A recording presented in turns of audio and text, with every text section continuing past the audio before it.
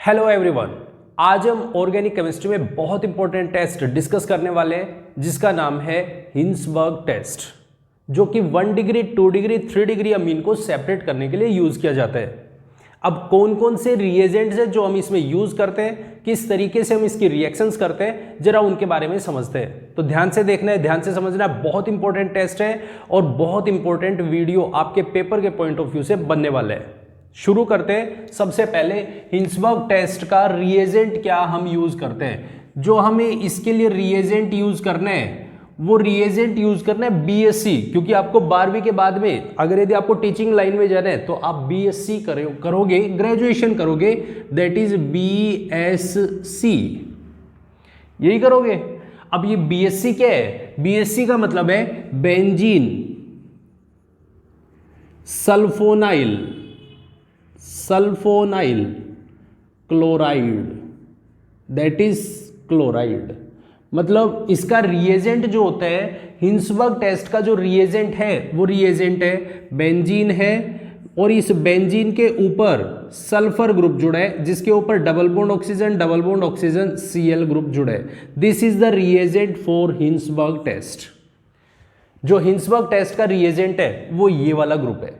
अब इसके रिएक्शन हम किस तरीके से करते हैं, किस तरीके से हम रिएक्ट करते हैं, किस तरीके से हम फॉर्मेशन करते हैं, या हम ये कह सकते हैं कैसे हम 1 डिग्री 2 डिग्री 3 डिग्री अमीन को सेपरेट करते हैं, जरा उनकी रिएक्शंस को समझ लेते हैं। तो हम शुरू करते हैं। सबसे पहले अगर यदि 1 डिग्री अमीन है, 1 डिग्री अमीन, जैसे मान लो सपोज करो मैंने यहाँ पे सबसे पहले रिएक्शन ली, जरा उनके मैकेनिज्म्स के साथ में समझेंगे।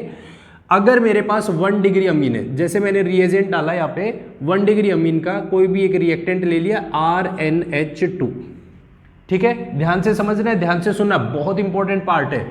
अगर यदि हमने इसके ऊपर रिएजेंट डाल दिया, और वो रिएजेंट तो हमारा एक ही है, कौन सा?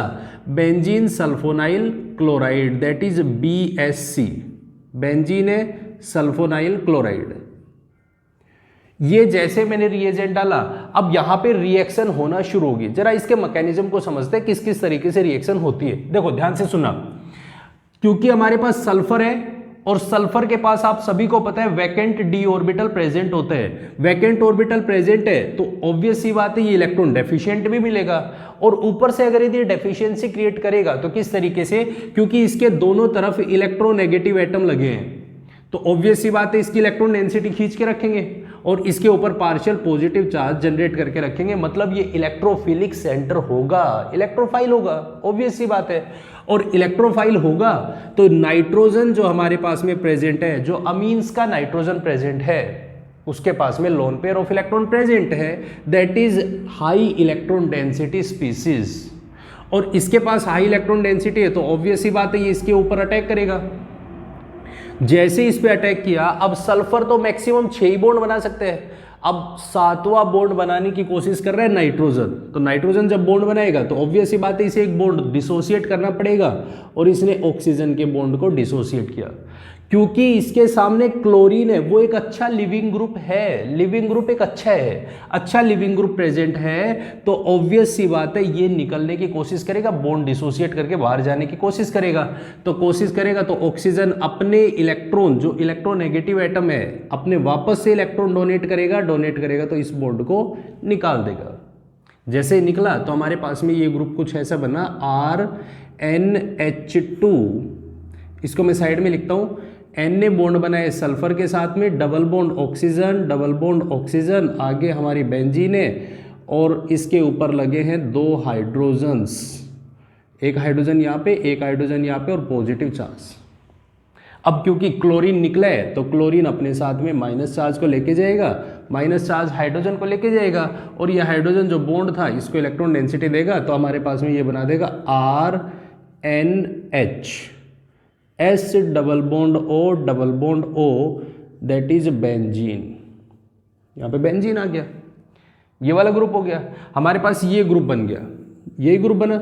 मतलब एक चीज मुझे समझ में आ गई, एक चीज मुझे बहुत अच्छे से समझ में आ गई कि जब मेरे पास में benzene sulfonyl chloride group present होगा तो वहां से नाइट्रोजन के साथ में जुड़ा हुआ एक हाइड्रोजन, ध्यान से समझो, नाइट्रोजन के साथ जुड़ा हुआ एक हाइड्रोजन इस Cl को लेके चला गया, मतलब HCl निकल गया।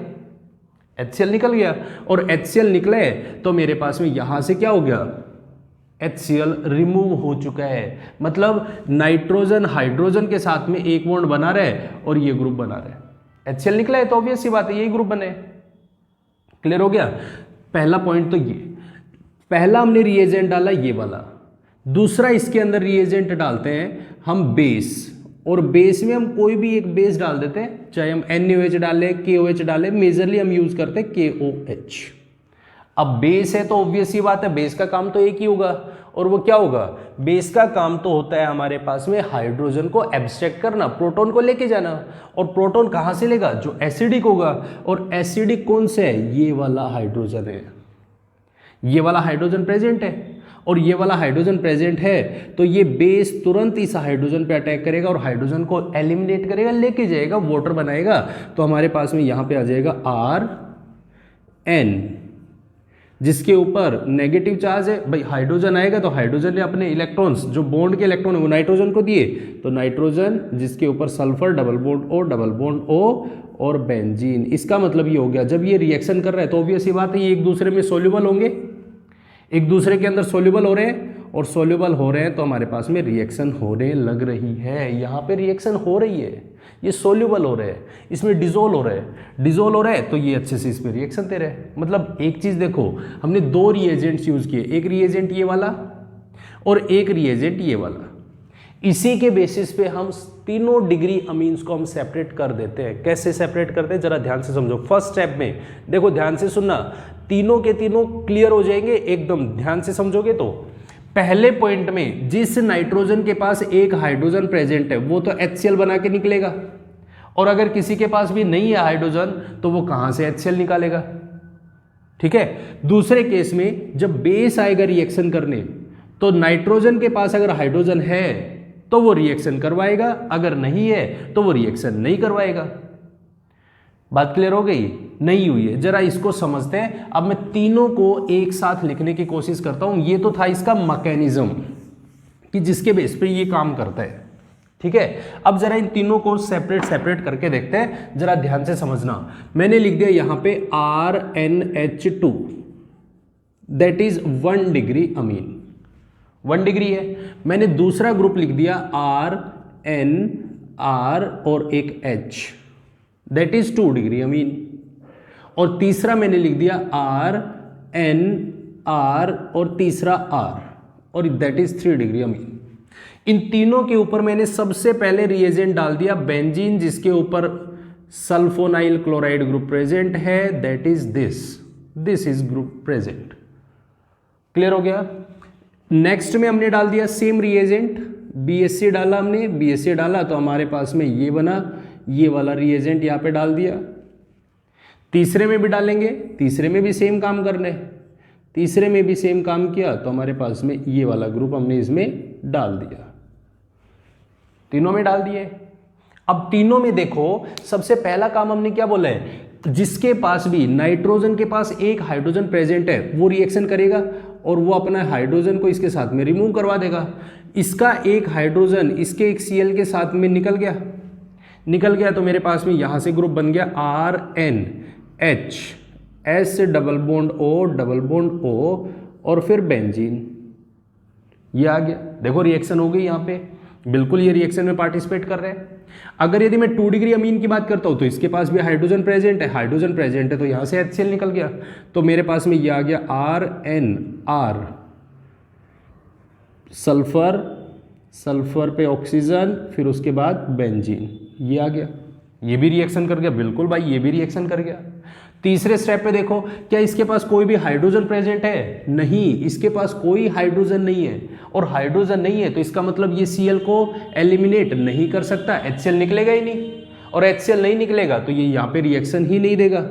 इसका मतलब 3 डिग्री तो मेरे पास में फर्स्ट स्टेप में ही सेपरेट हो जाएगा। 3 डिग्री अगर अमीन है तो वो बेंजीन सल्फोनाइल क्लोराइड के साथ में रिएक्शन ही नहीं करेगा, सिंपल है। और रिएक्शन नहीं करेगा तो हम इसको सेपरेट कर देंगे, भाई ये इसमें सोल्यूबल ही नहीं है, रिएक्शन नहीं की तो हमने सेपरेट कर दिया। अब बचे मेरे पास में फर्स्ट और सेकंड, 1 डिग्री और 2 डिग्री में। अब मैं दूसरे स्टेप पे चलता हूं। दूसरे स्टेप में मैंने डाल दिया KOH, जैसे मैंने KOH डाला तो ये इसके अंदर तो डिजोल्व हो जाएगा, सोल्यूबल होगा। क्यों? क्योंकि इसको हाइड्रोजन दिख रहा है, इस OH को हाइड्रोजन दिख रहा है, तो H2O बना के बाहर निकलेगा, तो मेरे पास ये बनाएगा Rn negative charge sulphone this और यहाँ पे बेंजीन, ये बनाएगा। और क्योंकि पोटाशियम है तो पोटाशियम इस पे ऐड कर सकते हो, K पॉजिटिव इसके साथ में लिख सकते हो, ऐसा कोई ज़रूरी नहीं है, मेंशन कर सकते हो। लेकिन क्या अब इसके अंदर हम बेस डालेंगे KOH तो क्या अब ये रिएक्शन देगा?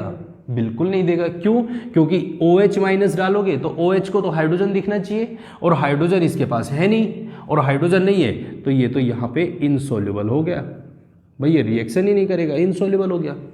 अब 2 डिग्री भी सेपरेट हो गया, देखो ध्यान से, सेकंड स्टेप पे पहुंचेंगे तो हम 2 डिग्री को भी सेपरेट कर देंगे। क्यों? क्योंकि वहां पे हाइड्रोजन प्रेजेंट नहीं है, तो बेस आएगा वो प्रोटॉन को कहां से लेके जाएगा। बात क्लियर हो गई? तो ध्यान दो, तो 1 डिग्री अमीन के लिए हम 2 स्टेप्स यूज कर सकते हैं, 2 रिएजेंट्स यूज कर सकते हैं। आगे हम एसिड डालेंगे, ये एसिड में डिजोल्व नहीं होगा, इनसोल्यूबल होगा, ये चीज मेंशन करो ना करो कोई फर्क नहीं पड़ता है। तो 1 डिग्री अमीन के लिए 2 स्टेप में रिएक्शन होती है, 2 डिग्री अमीन के लिए 1 स्टेप में रिएक्शन होती है और दूसरे स्टेप में इनसोल्यूबल होता है, और 3 डिग्री अमीन पहले ही स्टेप में सेपरेट हो जाता है। पॉइंट क्लियर हो गया? पॉइंट क्लियर हो गया? अगर आपको कोई भी दे दे, रिएक्शन दे दे कि हमारे पास में, क्वेश्चन कह दे कि बताओ हमारे पास में एक है मिथाइल अमीन CH3NH2, एक तो ये दे दे, दूसरा हमारे पास में कह दे कि नाइट्रोजन है, नाइट्रोजन के ऊपर CH3 जुड़े, CH3 फिर CH3 और फिर हाइड्रोजन, कह दे NN डाइमिथाइल अमीन, ग्रुप है हमारे पास में NN डाइमिथाइल अमीन। तो बताओ इसको सेपरेट करने के लिए, इन दोनों को सेपरेट करने के लिए कौन सा टेस्ट यूज करेंगे? तो हम सिंपल कह देंगे कि भाई इसके लिए यूज करेंगे हमारे पास में हीजनबर्ग टेस्ट यूज करेंगे। ये 1 डिग्री है, ये 2 डिग्री है, तो हमारे पास पहले इसमें रिएजेंट ये डालेंगे, फिर उसके बाद में बेस डालेंगे, तो ये रिएक्शन नहीं देगा, दूसरा देगा। सिंपल है, क्लियर है एकदम? तो ये था हीजनबर्ग टेस्ट, जो कि बहुत इंपॉर्टेंट होता है आपके पॉइंट ऑफ व्यू से, एग्जाम के लिए बहुत बहुत बहुत इंपॉर्टेंट है। आई होप आपको ये वीडियो पसंद आई होगी। अगर पसंद आई है तो इसे लाइक, कमेंट और शेयर जरूर करें, और साथ में अगर हमारे चैनल को अभी तक सब्सक्राइब नहीं किया है तो प्लीज़ चैनल को सब्सक्राइब जरूर करें, और साथ में बेल आइकन को भी जरूर दबाएं। Thank you very much and have a nice day.